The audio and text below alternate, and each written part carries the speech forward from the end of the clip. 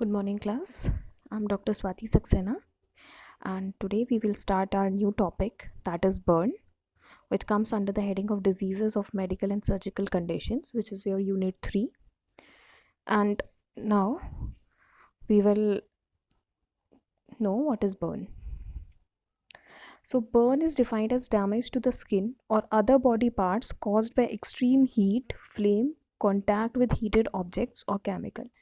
ये तो नॉर्मली हम सब लोग जानते हैं कि खाना बनाते समय या गाड़ी चलाते समय अक्सर कहीं अगर गर्म जगह पर हाथ हमारा टच हो जाता है या हमारी बॉडी का कोई भी पार्ट टच हो जाता है तो हम उसको बोलते हैं कि अरे हम जल गए। तो हिंदी में जिसको हम जलना बोलते हैं, इंग्लिश में वही बर्न होता है। एंड बर्न यूजुअली ऐसी डैमेज है आपकी बॉडी की जो कि स्किन को और स्किन के अलावा आपके बॉडी के अदर पार्ट्स को डैमेज कर सकती है, जो कि एक्सट्रीम हीट में हो सकता है, मतलब जहाँ बहुत ज़्यादा गर्म हो, फ्लेम में हो सकता है यानी कि किसी भी चीज़ की लौ से हो सकता है, किसी गर्म चीज़ के कांटेक्ट में आने से हो सकता है। गर्म चीज़ के कांटेक्ट में आने से मतलब है गर्म बर्तन से, गर्म गाड़ी से, इन सब से हो सकता है। और किसी केमिकल से, ऐसा कोई केमिकल जो कि कोरोसिव इन नेचर हो। कोरोसिव इन नेचर का मतलब है जो आपकी बॉडी पे हीटिंग इफेक्ट दिखाए, ऐसे किसी केमिकल से हो सकता है। इसीलिए burn is defined as damage to the skin और other body parts cause by extreme heat. Extreme heat का यहाँ पर मतलब है कभी कभी सूरज की रोशनी या सूरज से हम इतनी ज़्यादा गर्मी हो जाती है इन जैसे कि इन समर्स, तो कभी कभी सन बर्न भी हो जाता है, तो उसको एक्सट्रीम हीट में क्लासिफाई किया गया है। Flame, contact with heated objects और chemicals. An external burn injury comprises damage to the skin and there can be loss of skin and underlying tissues with impairment of skin functions. इसका मतलब है कि अगर कोई एक्सटर्नल बर्न इंजरी है तो फिर वो आपके स्किन को डैमेज करेगा और उसकी वजह से जो स्किन का लॉस हो जाएगा, जो उसके नीचे के टिश्यूज़ है, अंडरलाइंग मतलब स्किन के नीचे वाले टिश्यूज़, उनका लॉस हो जाएगा with impairment of skin functions. और क्योंकि जब स्किन का लॉस हो जाएगा या स्किन हमारी डैमेज हो जाएगी तो उसके जो फंक्शंस हैं वो भी लॉस हो जाएंगे। उसके फंक्शंस क्या क्या हैं, जैसे स्वेटिंग एंड प्रोटेक्शन, एंड वहाँ पर हेयर ग्रोथ होती है so that your skin remains protected, तो ये सारे फंक्शंस उसके लॉस्ट हो जाएंगे। उसके आगे है the effects of burn depend on it's cause and extent and the site of damage. अब कौन से जलने से कितना ज़्यादा इफेक्ट होगा, क्योंकि नॉर्मली हर इंसान खाना बनाता है, हर इंसान गाड़ी चलाता है, तो क्या हर डैमेज, हर बर्न पे हमको उसको हॉस्पिटलाइज करना होता है या इतना ज़्यादा वो सीवियर होता है कि वो पर्सन काम ना कर पाए? नहीं। जो इफ़ेक्ट ऑफ बर्न होता है वो ये इस पे डिपेंड करता है कि बर्न हुआ कैसे है एंड किस जगह पर हुआ है और कितने एक्सटेंट तक हुआ है। तो अब उसका एक्सटेंट और उसका कॉज जानने के लिए हम उसका क्लासिफिकेशन पढ़ेंगे, जिसको हम बोलेंगे क्लासिफिकेशन ऑफ बर्न्स। तो basically classification of burn is divided into two parts, on the basis of thickness of skin and on the basis of aetiology. Aetiology का मतलब है उसका कॉज। तो आज के वीडियो में हम सिर्फ on the basis of thickness पढ़ेंगे एंड फिर नेक्स्ट वीडियो में हम on the basis of aetiology पढ़ेंगे। तो on the basis of thickness the first burn is erythema. तो एरिथमा का मतलब है the skin remains intact, the erythema last for a few days and the patient does not normally seek medical help unless the problem is extensive.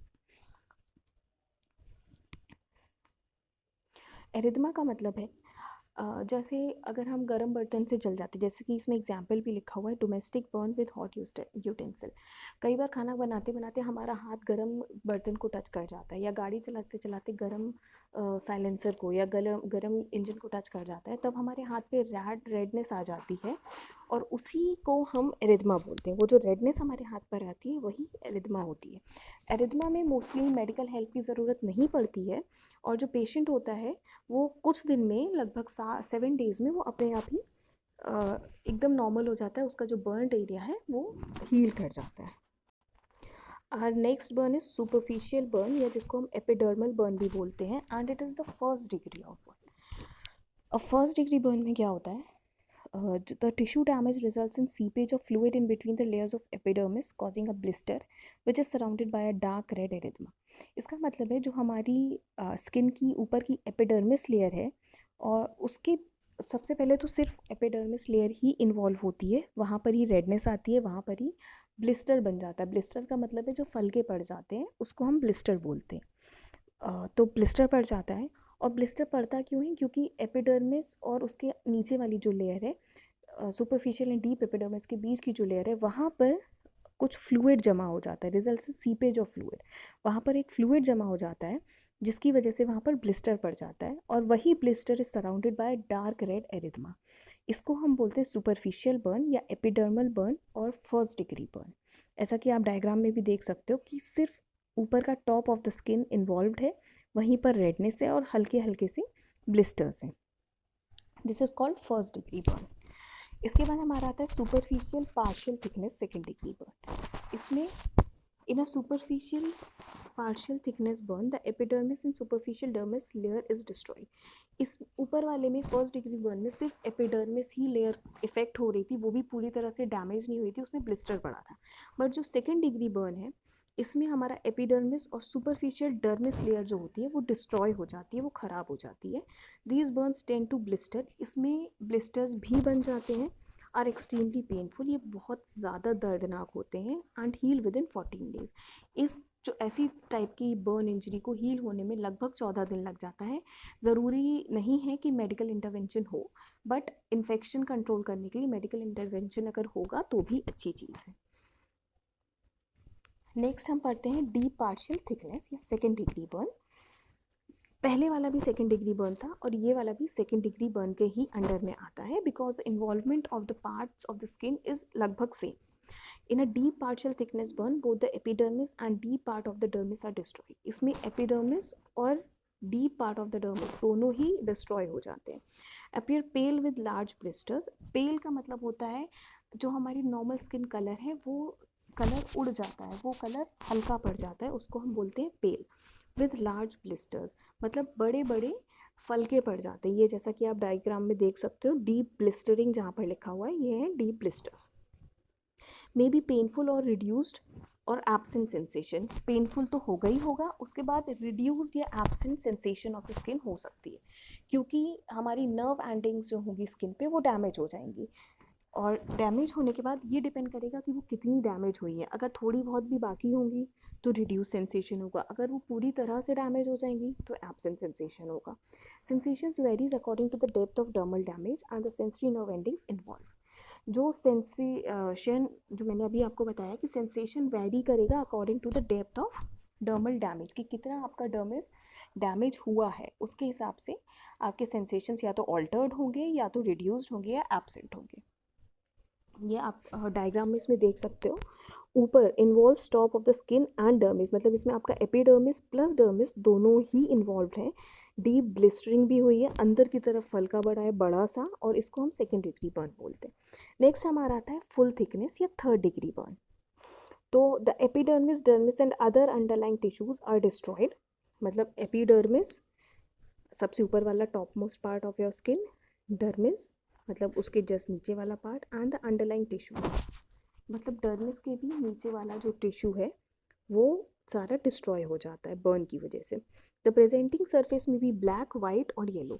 अब जब patient आएगा third degree burn लेके तो आपको कैसे पता चलेगा कि वो थर्ड डिग्री बर्न है? और ऐसे पता चलेगा कि जब आप पेशेंट की स्किन देखोगे तो वो या तो ब्लैक कलर की होगी या फिर वाइट कलर की होगी या फिर वो येलो कलर की होगी, जो कि अभी तक फर्स्ट डिग्री और सेकेंड डिग्री दोनों बर्न्स में नहीं था, ये इसमें हमें मिलेगा। It is inelastic and unable to stretch. जो आपकी स्किन होगी वो इन इलास्टिक हो जाएगी। नॉर्मली हमारी स्किन में इलास्टिसिटी होती है, मतलब अगर हम उसको पकड़ के उठा के खींचते हैं हल्का फुल्का तो वो खिंच जाती है, और हल्का सा स्ट्रेच भी करते हैं तो वो स्ट्रेच हो जाती है, क्योंकि हम जब भी मूवमेंट करते हैं, जॉइंट्स का मूवमेंट करते हैं तो हमारी स्किन कहीं ना कहीं हल्की फुल्की स्ट्रेच होती है। बट जो बर्न्ड स्किन होगी वो ना, जो थर्ड डिग्री बर्न्ड स्किन होगी वो ना तो इलास्टिक होगी ना ही उसमें स्ट्रेच आएगा। और वैसी स्किन को जो कि इन इलास्टिक है और अनेबल टू स्ट्रेच है उसको हम बोलते हैं ईस्चर। और कई बार जब हम थर्ड डिग्री या फोर्थ डिग्री बर्न को हील करते हैं, फोर्थ डिग्री बर्न में तो ईस्चर बहुत रेयरली मिलता है, बट थर्ड डिग्री बर्न में जब हम ईस्चर को हटाते हैं, बर्न के केसेस को हम ऑपरेट करते हैं तो वो स्किन को हटाते हैं, ईस्चर को हटाते हैं, और उस प्रोसेस को हम बोलते हैं ईस्चर एक्टमी। ईस्चर प्लस एक्टमी, मतलब ईस्चर को रिमूव करना है, ईस्चर को हटाना इज कॉल्ड ईस्चरेक्टमी, जो कि आपको 3rd डिग्री बर्न में देखने को मिलेगा। एंड ईस्चर क्या होता है, जैसा कि मैंने अभी बताया, eschar is inelastic and unable to stretch skin is eschar, जो कि एकदम चमड़े जैसी हो जाती है, उसको हम बोलते हैं ईस्चर। इफ़ द बर्न इज सर्कमफेरेंशियल, सर्कमफेरेंशियल का मतलब है जो बर्न है अगर वो गोलाई में है, जैसे कि अराउंड द फोर आर्म के चारों तरफ हो, चेस्ट के चारों तरफ हो, या फिंगर के चारों तरफ हो, तो अगर जो आपका बर्न है वो सर्कमफेरेंशियल है तो जो डैमेज होगा स्किन, वहाँ पर स्वेलिंग भी आ जाएगी। This will cause swelling to the skin. Next हम आगे बढ़ते हैं, इसका डायग्राम देख लेते हैं। जैसा कि आप देख सकते हो, ये जो डैमेज स्किन है ये पूरी तरह से ब्लैक हो चुकी है, उसके जस्ट नीचे वाला जो टिश्यू है वो पूरी तरह से रेड हो चुका है, एंड उसके बाद कहीं जाके हमारे नीचे के नॉर्मल टिश्यूज़ आ रहे हैं। And this is the third degree burn. इसमें सब क्यूटेनियस टिश्यू भी इन्वॉल्व है, plus dermis plus epidermis. Epidermis तो गायब ही हो चुकी है, दिख ही नहीं रही है। This is your 3rd degree burn injury. Now next and last is our 4th degree burn. In this type, burn penetrates deep tissue to fat, muscles, bone. सोचो ये कितना ज़्यादा सीवियर बर्न होता होगा कि ऊपर की एपिडर्मिस प्लस नीचे की डर्मिस प्लस उसके अंदर फैट टिश्यू जो है, फिर फैट टिश्यू के नीचे जो मसल्स हैं, मसल के अंदर जो बोन है, ये सब कुछ जल जाता है, सब कुछ जल जाता है। एंड यूजुअली रिक्वायर्स एम्प्यूटेशन या फिर फेशियोटमी, क्योंकि एम्प्यूटेशन या फेशियोटमी करे बिना कुछ होगा ही नहीं, क्योंकि उधर की स्किन जल चुकी है, ख़राब हो चुकी है एकदम, और स्किन के साथ साथ आपकी फैट टिश्यूज़ भी ख़राब हो गए हैं, डैमेज हो गए हैं पूरी तरह से। उसके बाद नीचे की मसल भी एकदम डिस्ट्रॉय हो गई है, फिर बोन भी डिस्ट्रॉय हो चुकी है, तो इसमें एम्प्यूटेशन या फेशियोटमी की ज़रूरत ही पड़ती है। एम्प्यूटेशन का मतलब है जो पार्ट होता है जहाँ पर बर्न होता है उस पार्ट को हटा दिया जाता है, काट दिया जाता है, तो दिस इज़ योर एम्प्यूटेशन या फेशियोटमी। तो इसमें आप डायग्राम में देख सकते हो एपिडर्मिस, डर्मिस, उसके बाद हाइपोडर्मिस या फिर जहाँ पे फैट जमा हुआ है, प्लस मसल प्लस बोन, ये सब कुछ डैमेज हो जाता है। So this is your 4th degree burn. तो इसी के साथ हमारा बर्न चैप्टर कंप्लीट हो जाता है आज के लिए। और आज के बर्न में हमने पढ़ा बर्न की डेफिनेशन, फिर उसका classification on the basis of thickness, जिसमें पहला हमारा था एरिथमा, जो आपको डायग्राम में दिख रहा है। सेकेंड हमारा था सुपरफिशियल बर्न, एपिडर्मल बर्न या 1st डिग्री बर्न, जो आप डायग्राम में देख सकते हो। Next is superficial partial thickness burn, जिसको हम 2nd डिग्री बर्न भी बोलते हैं। डीप पार्शियल थिकनेस बर्न, जिसको हम फिर से 2nd डिग्री बर्न ही बोलते हैं, क्योंकि इसका जो इन्वॉल्वमेंट एरिया है वो लगभग सेम है, ये भी आप डायग्राम में देख सकते हो। Next is your full thickness burn, जिसको हम 3rd डिग्री बर्न बोलते हैं। इसमें आपका एपिडर्मिस, डर्मिस प्लस नीचे के अंडरलाइंग स्ट्रक्चर्स भी इन्वॉल्व हो जाते हैं। जो स्किन होती है वो ब्लैक, वाइट और येलो कलर से दिखती है, और इसमें ईस्चर मिलता है। ईस्चर क्या होता है, चमड़े जैसी जो स्किन हो जाती है, जो कि इनइलास्टिक और अनेबल टू स्ट्रेच नेचर की होती है, उसको हम बोलते हैं ईस्चर। ईस्चर के रिमूवल को, सर्जिकल रिमूवल को बोला जाता है ईस्चरेक्टमी। फिर हमारा आ जाता है लास्ट 4th डिग्री बर्न, जिसमें कि हमारी स्किन के सारे पार्ट्स, सारी लेयर्स, उसके बाद फैट, मसल और बोन्स भी इन्वॉल्व हो जाती हैं, जिसमें हमारा सर्जरी करके एम्प्यूटेट करना या फेशियोटमी करना इज़ कंपलसरी। तो इसी के साथ आपका फर्स्ट पार्ट क्लासिफिकेशन का कंप्लीट हो जाता है, and we will complete next part of classification in another video. And if you have any doubts you can ask me any time. Thank you very much.